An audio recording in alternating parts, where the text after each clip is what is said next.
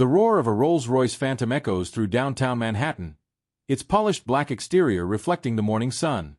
Inside, Maxwell Brooks adjusts his Italian silk tie, barely glancing at the world outside his tinted windows.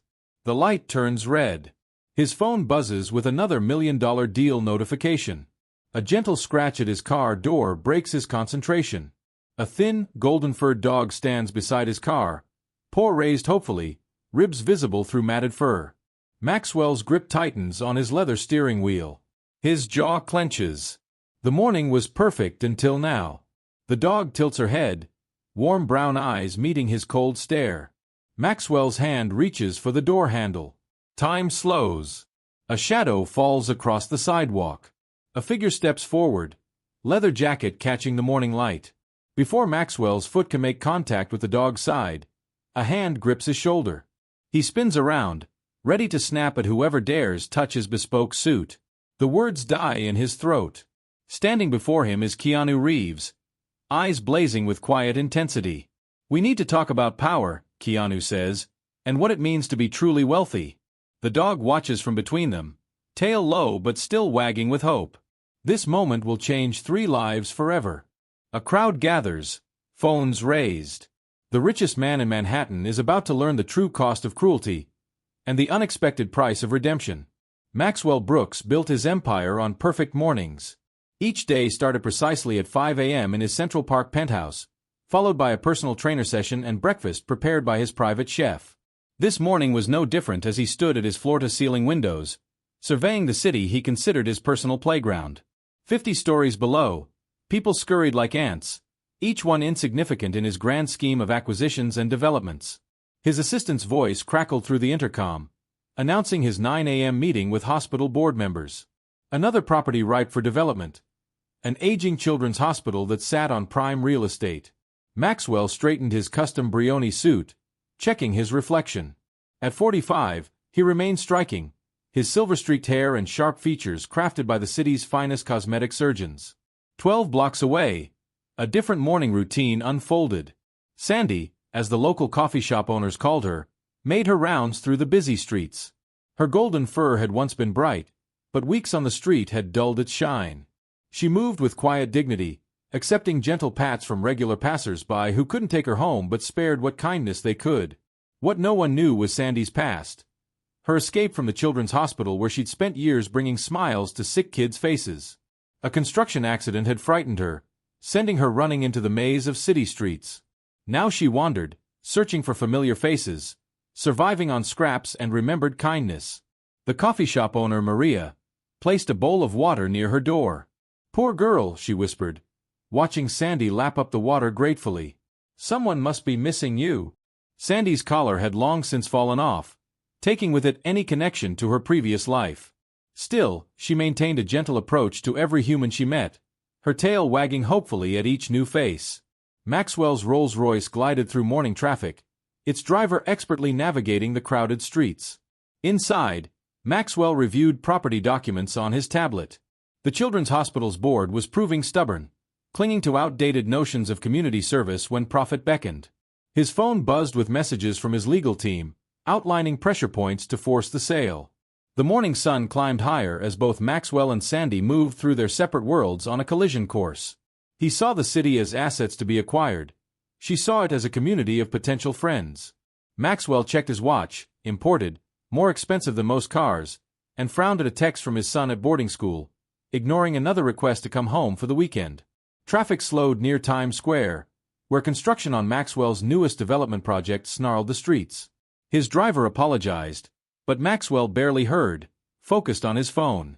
Outside his window, the city teemed with life he never noticed.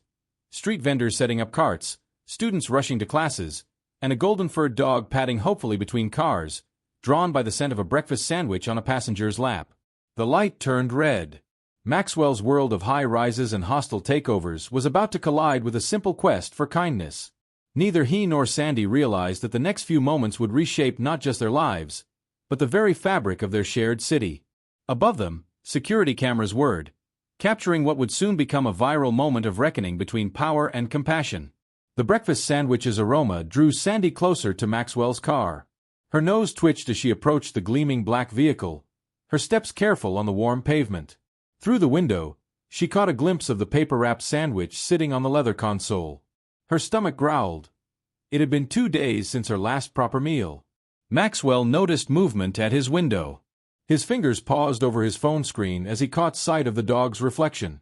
Sandy placed one paw gently against the car door, her tail wagging with cautious optimism. A smudge appeared on the pristine black paint. Maxwell's jaw tightened. His driver turned around. "Sir, would you like me to dash?" Maxwell cut him off with a sharp wave. He'd handled bigger problems than stray dogs in his climb to the top. The memory of his father's voice echoed in his mind. "Show them who's boss, or they'll walk all over you." He'd learned that lesson early, applying it to business deals, board meetings, and now, this unwanted interruption to his morning. Sandy's paw scratched lightly at the door again. The sound scraped against Maxwell's nerves like sandpaper. He watched as a woman nearby pulled out her phone, probably filming another feel-good moment about helping strays. His grip tightened on his phone. He wouldn't be today's social media charity case. Maxwell pressed the door release. Sandy's tail wagged faster, misreading the gesture as welcome. She took a step closer, brown eyes bright with hope. The morning sun caught her fur, revealing patches where it had worn thin from sleeping on concrete. A small scar above her eye spoke of previous encounters with human cruelty, yet she approached without hesitation. The first kick caught her in the shoulder. Sandy yelped, stumbling backward. Maxwell stepped fully out of the car now, his Italian leather shoe raised for another strike. "Get out of here, you filthy mutt!" The words carried across the suddenly silent street. Sandy didn't run. She took a few steps back, confusion evident in her tilted head. She'd known only kindness in her years at the hospital. This reaction didn't fit her understanding of the world. Time seemed to slow. Maxwell's foot drew back again. His face twisted with a rage that had nothing to do with the dog. Rage at the hospital board's resistance, at his son's demands, at a world that didn't bend to his will fast enough. Sandy stood her ground, tail low but still hoping for kindness.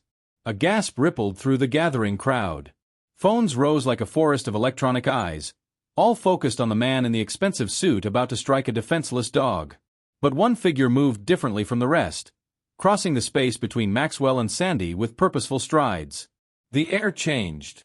Maxwell felt it before he saw it, a shift in the crowd's energy, a collective intake of breath.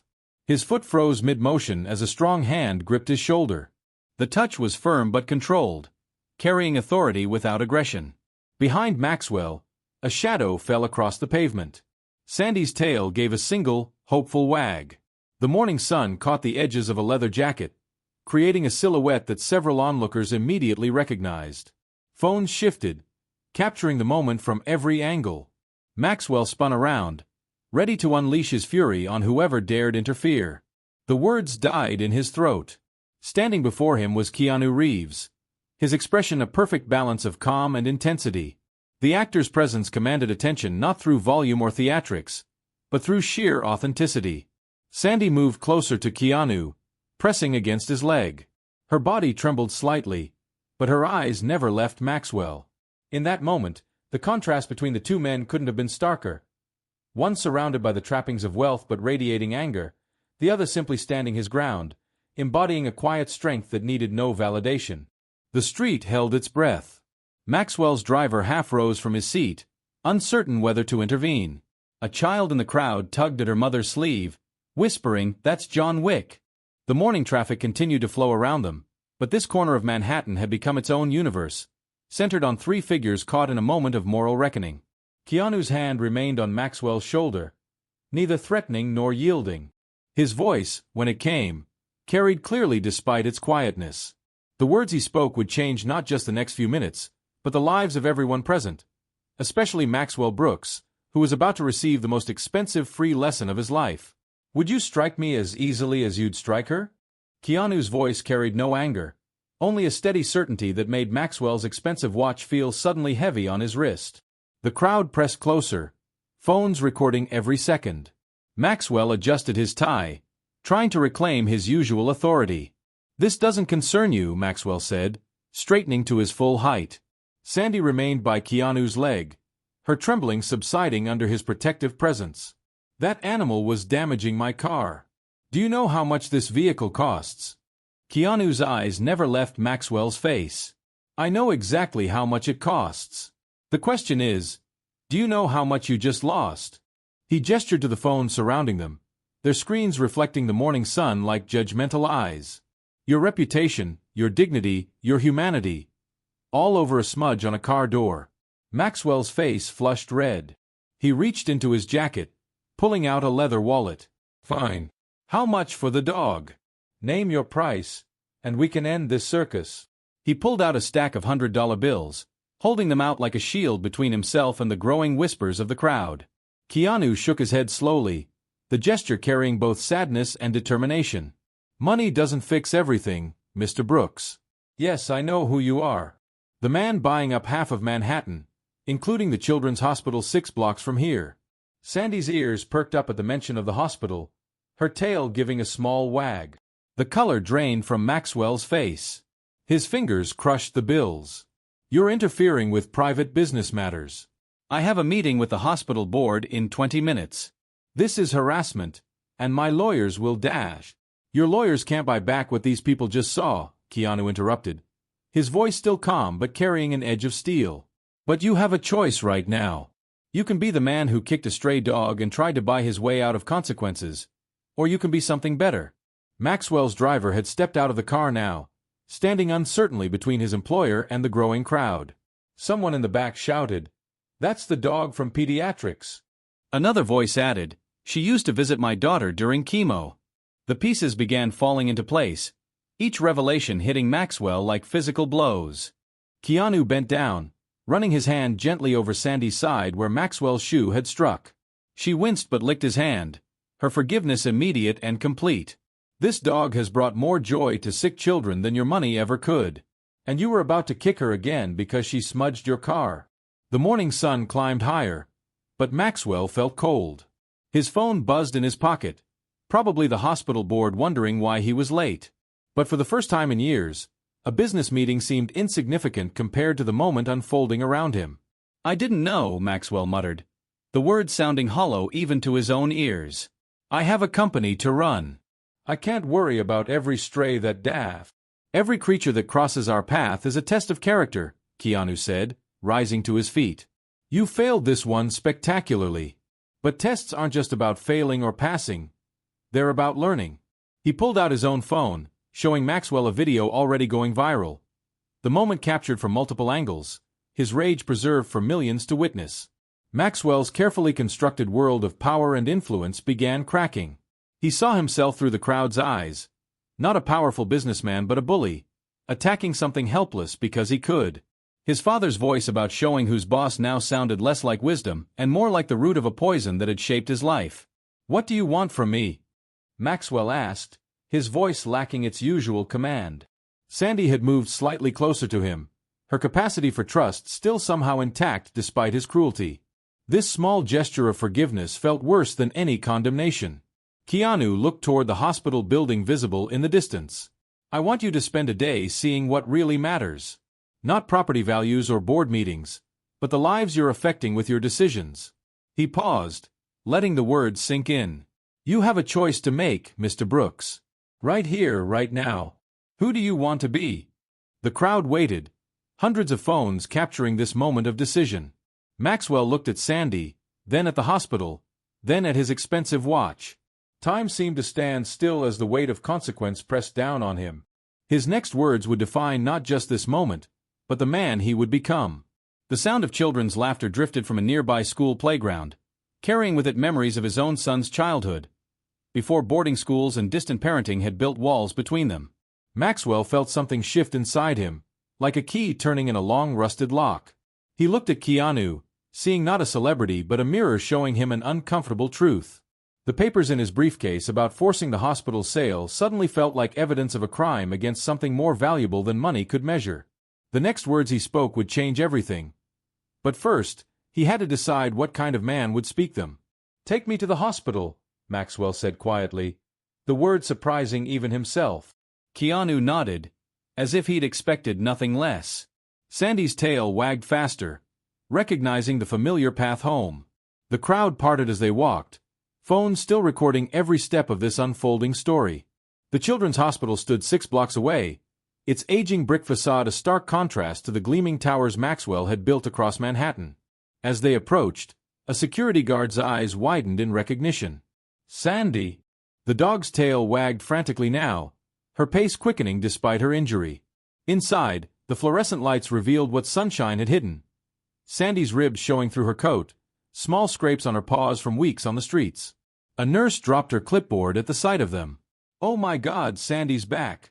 The sound of running feet filled the corridor as hospital staff emerged from every direction.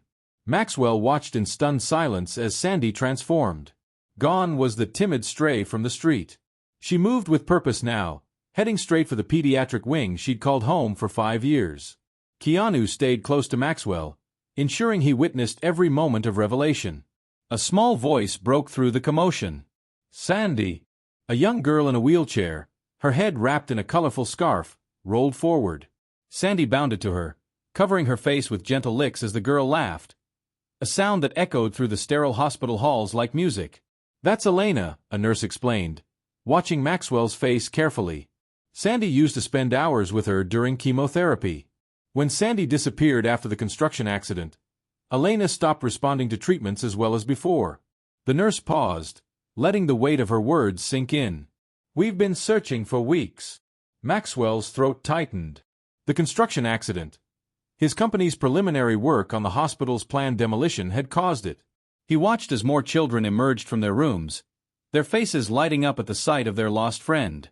Each smile, each laugh, each moment of joy stood as testament to what his business plans would destroy. A doctor approached, his face a mix of emotions. "Mr. Brooks, I believe we had a meeting scheduled." He looked at Sandy, now surrounded by children. "Though it seems the agenda has changed." The doctor's eyes met Keanu's with quiet gratitude before turning back to Maxwell. "Perhaps you'd like to see what you're really buying?" Room by room, they toured the pediatric wing. In each space, Maxwell saw not square footage and property values, but lives being fought for and saved. Sandy moved ahead of them, remembering each room, each child, each battle she'd helped fight. She paused at empty beds too, spaces where some battles had been lost, but where her presence had provided comfort in final moments. Elena wheeled alongside them, her small hand resting on Sandy's head. "She knows when we're scared," she explained to Maxwell. "Before big procedures, she'd lay her head in our laps. Sometimes that helped more than medicine." The girl's innocent wisdom cut through years of Maxwell's calculated business decisions. They reached the physical therapy room, where pictures of Sandy covered one wall. Images showed her helping children take their first steps after surgery, providing balance during rehabilitation, offering comfort during painful stretches. Each photograph captured moments of healing that transcended medical charts and statistics. "The therapy dog program started here," the doctor explained, watching Maxwell's face. "Sandy was our first. Her presence improved recovery rates so significantly that we implemented a full program. The data showed decreased anxiety, faster healing times, reduced need for pain medication." He paused, letting the business implications sink in. "All that efficiency you're looking for? It's already here, just not in the form you expected." Maxwell stared at a photograph of Sandy with a young boy, both sleeping peacefully after what the caption described as a 12-hour surgery recovery. The image blurred as unexpected moisture filled his eyes. His phone buzzed again, another message about property acquisition, another deal promising profit at the cost of something far more valuable. Keanu's voice came softly from behind him. "Still want to know the price?" Maxwell turned, understanding finally dawning in his eyes. The price wasn't in dollars and cents. It was in moments of healing, in children's laughter, in the simple presence of a dog who gave love without judgment. The next words Maxwell spoke would determine not just the fate of the hospital, but the legacy he would leave in the city he'd spent his life trying to own rather than serve. Maxwell walked to the window of his office, the city skyline now looking different than it had that morning. 3 weeks had passed since the confrontation on the street. The viral video had gained millions of views, but the real story was unfolding away from the cameras. He pressed his hand against the cool glass, watching construction crews below. Instead of demolition equipment, they were carrying renovation materials into the children's hospital. The board meeting that morning had been different from any in his career. He presented plans for a complete modernization of the pediatric wing, with a state-of-the-art animal therapy center as its cornerstone. Sandy's paw prints marked the blueprints spread across his desk, her curious nose having investigated them during her daily visits to his office. She'd become a regular presence there, accompanying him to meetings, helping him see his empire through new eyes. The leather couch where million-dollar deals were once negotiated now held a plush dog bed. Elena's words had sparked something in him that first day, sometimes that helped more than medicine. Maxwell had spent the next week buried in research, studying animal therapy programs worldwide. He'd called experts, visited facilities, and for the first time in his career, asked questions about impact instead of profit. The renovation plans reflected this new understanding. The sterile corridors would be transformed into healing spaces, with areas designed specifically for animal-assisted therapy. The budget had made his accountants nervous, but Maxwell had been firm. Some investments can't be measured in quarterly reports, he told them, remembering Sandy's gentle presence in the cancer ward. His phone buzzed, a text from his son. "Coming home this weekend. Can't wait to meet Sandy." The message brought a smile to his face. He'd visited the boarding school last week, spending hours talking with his son about changes, choices, and second chances. The distance between them had begun to shrink, one honest conversation at a time. In the pediatric wing, transformation was already visible. Walls once marked for demolition now displayed murals of dogs, cats, and the animals that would soon join Sandy in her healing work. Maxwell had hired artists recommended by the children themselves, turning the hospital into a canvas of hope. The therapy program was expanding. Sandy had company now, carefully selected and trained animals that brought their own gifts to the healing process. Maxwell found himself spending lunch hours watching their interactions with patients, learning more about genuine wealth than any business deal had ever taught him. Elena's treatment was progressing well. Her doctors attributed part of her improvement to the reduced stress levels since Sandy's return. Maxwell had established a foundation in her name, ensuring that no family would have to choose between their child's treatment and financial stability. His business practices had shifted too. Each proposal now included an impact assessment, not just environmental or financial, but human. His reputation in the business world had taken an initial hit, but something unexpected had emerged. Other companies began asking about his new approach, curious about balancing profit with purpose. Keanu had visited twice, not as a celebrity but as a quiet observer of change. During his last visit, he'd found Maxwell on the floor of the therapy center, his suit covered in dog hair, helping a young patient take his first steps after surgery. No words had been exchanged, but the nod of approval had meant more than any business award. The construction accident that had frightened Sandy now served as a turning point in workplace safety. Maxwell had implemented comprehensive protocols across all his projects, ensuring that no other therapy programs would be disrupted, no other healing processes interrupted. The viral video still circulated, but newer clips had joined it. Maxwell reading to children in the cancer ward, Sandy by his side, the opening of the new therapy center, quiet moments of connection between animals and young patients. The story had evolved from one of confrontation to transformation. Sandy's injury from that morning had healed, but it had left a small scar, a reminder that actions have consequences, that wounds can heal but should never be forgotten. Maxwell kept the security footage from that morning, not as a source of shame but as a marker of change, a before and after line in his life's ledger.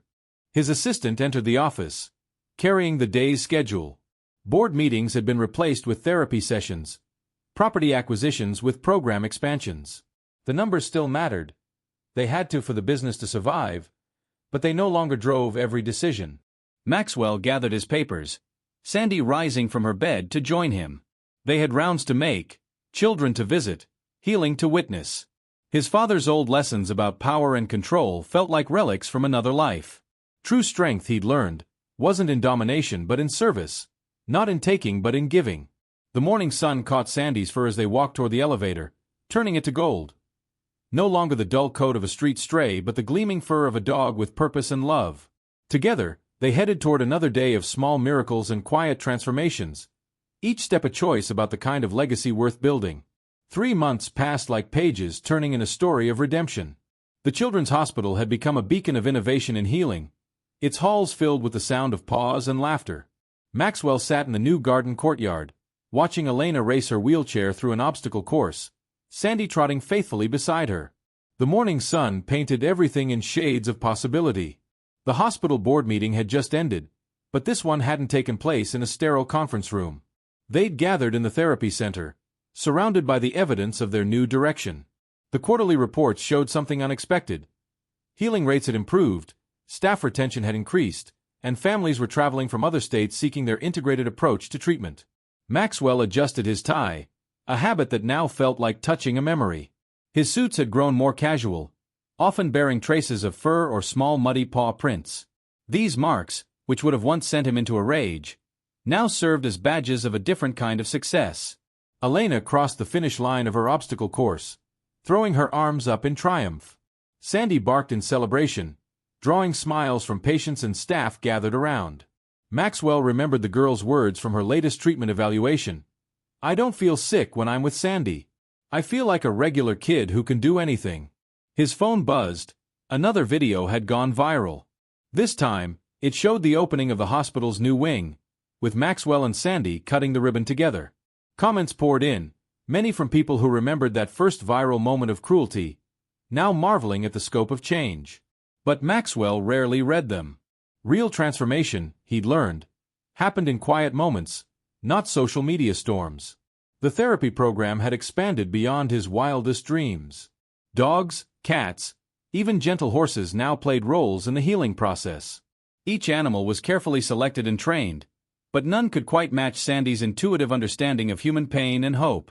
She remained the heart of the program, her presence a reminder that sometimes the greatest teachers come with 4 legs and unconditional love. His son had moved back from boarding school, now spending afternoons volunteering in the therapy center. The distance between them had melted away as they worked together, learning from the animals about patience, presence, and the kind of strength that comes from gentleness. Yesterday, his son had announced his plan to study veterinary medicine, specializing in therapy animals. Maxwell's heart had swelled with a pride no business deal had ever matched. The construction company's focus had shifted too. They still built towers, but now each project included spaces for healing, rooftop gardens, therapy rooms, areas where the concrete jungle softened into something more humane. Other developers had started following suit, creating a ripple effect across the city's skyline. Maxwell stood, brushing dog hair from his slacks. Sandy immediately appeared at his side, her graying muzzle a testament to time's passage but her eyes still bright with purpose. Together, they began their daily rounds, visiting children who marked their progress not in medical charts but in tail wags and gentle nudges. In the cancer ward, they passed the wall of photographs. That first viral video still held a place there, not hidden away but displayed as the beginning of a journey. Beside it hung hundreds of other moments. Children taking first steps after surgery with Sandy's support, therapy sessions in the garden, quiet moments of comfort during tough treatments. Each image told a story of healing that went beyond medicine. A familiar figure waited by the nurse's station. Keanu stood quietly, observing the changes with approval.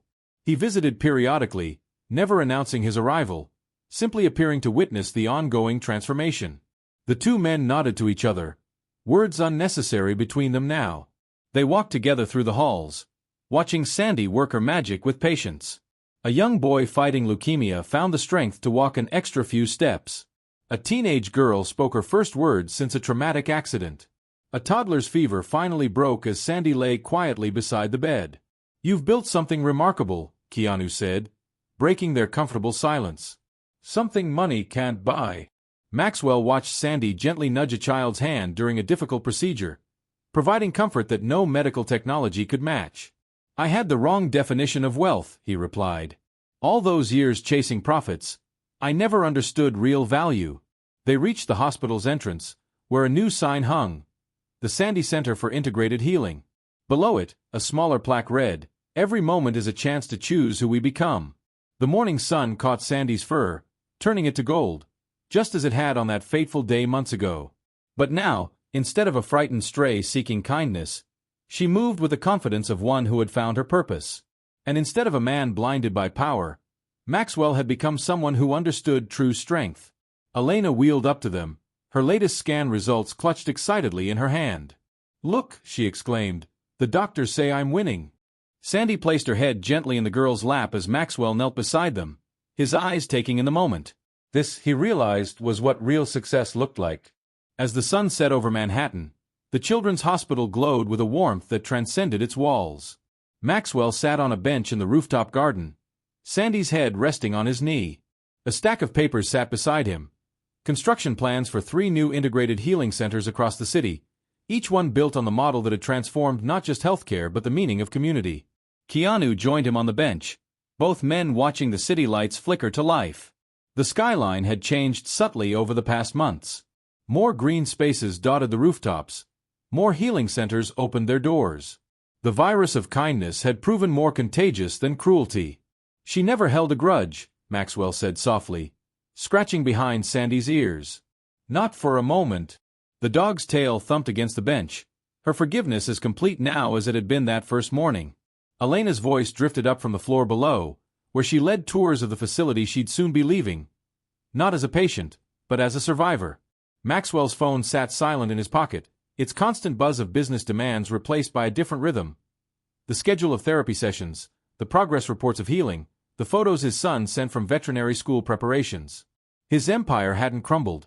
It had transformed, growing in ways that spreadsheets could never capture. You know, Keanu said, watching a group of therapy dogs leading children through their evening exercises, some people spend their whole lives building walls. You learn to build bridges instead. He paused, a small smile playing at his lips. Though I have to admit, I didn't expect this when I stopped you that morning. Sandy lifted her head, her eyes reflecting the wisdom that had guided so many through their darkest hours.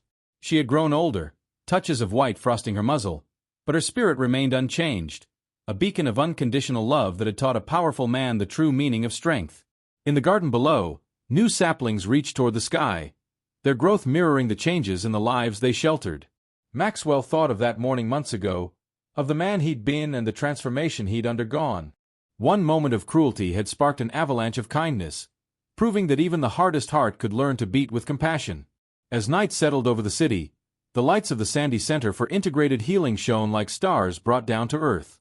Inside its walls, healing continued, not just of bodies, but of spirits. And in that light, a wealthy man who had learned the true meaning of riches, a dog who had never lost faith in humanity, and an actor who had seen the power of second chances had written a new story about what it means to be truly wealthy. Some said it was a miracle, but those who witnessed it knew the truth. It was simply the power of choosing, each day, to be better than we were the day before.